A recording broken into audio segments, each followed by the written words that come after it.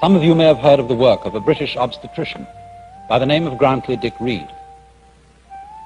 The point of Dr. Reed's work has been to show that if you change a woman's attitude to the experience of childbirth, if, in other words, you stop calling these feelings pains, and instead you call them tensions, and if before childbirth you train her to relax, to let go of herself, and as it were, cooperate with the tensions that she's experiencing, the whole character of childbirth can be changed. And many women who have undergone this pre-birth training say afterwards that what they might have expected to be an extremely unpleasant experience turned out to be a profoundly moving experience, even a joyous one. Now, of course, it's pretty clear that we can do something like that when the context of a painful experience is very positive, as it is with childbirth. After all, this is a creative event. But wouldn't it be a very different matter in the case of the pains of death? Would it be possible, for example, to look upon the pains of death as natural tensions, and so have an entirely different attitude? I don't know why not. After all, we fear death, we have a negative attitude to death, largely because of social conditioning. It's what we've been taught. Death is, after all, beneficent. If we never died, not only would our world become hopelessly overpopulated, not only might we become utterly bored with century after century after century of experience without intermission, we might crave death after the first 500 years of life. And never to be able to have it would be like the torture of a chronic and fantastic insomnia. So, if death is fundamentally merciful, if it is natural, if it is something that is just as much an integral part of being a human being as having a head or having hands, then would it not be possible to have a changed attitude to death in any community or society, so that in due course people could begin to look upon the pain attending death in the same way as they can be taught to look upon the pain attending birth? Now, there's another aspect to the problem, and that is that a great deal of our negative attitude to the experience of pain, and acute physical pain I'm speaking of now, is connected with a certain culturally conditioned unwillingness to react to pain in the natural way. In other words, we are afraid of giving in to suffering in the way that our own physical organism suggests to us. We are afraid of crying. We are afraid of screaming. We're afraid of going into those very undignified motions which constitute the human being's reaction in pain.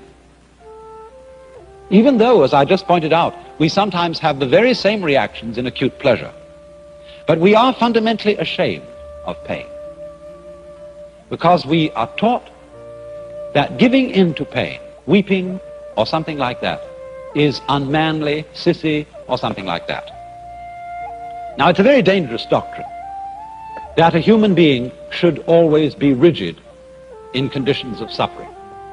I often like to quote a passage from Lao Tzu, which says, "Man at his birth is supple and tender. In death he is rigid and hard. Plants when they are young are pliant and soft, but when dead they are brittle and dry. Thus, tenderness and softness are the companions of life, but rigidity and hardness are the companions of death." In other words, there is strength in weakness. Consider a cat. When a cat drops off a tree, What does the cat do? Does it go rigid? Does it say, I'm going to be a real tough guy and meet the ground without flinching? Does the cat stick out its feet like this? No. Because if it did, when it hit the ground, it would be just a broken bag of bones. When the cat's in midair, it relaxes. It goes with it. It becomes weak. And so it hits the ground with a soft, heavy thud and is unharmed. Think also of water. Water was one of the basic symbols of Lao Tzu's philosophy, to be like water. Nothing in the world is softer and more yielding than water.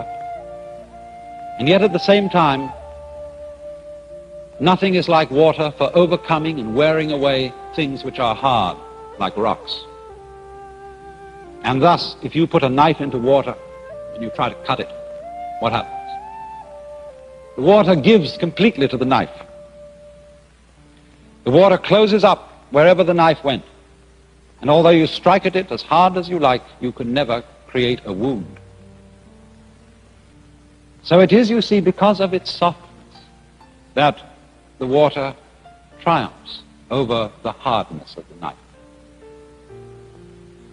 So then it's the same with human beings. Unfortunately, we are so brought up to mistrust our natural feeling reactions to certain experiences.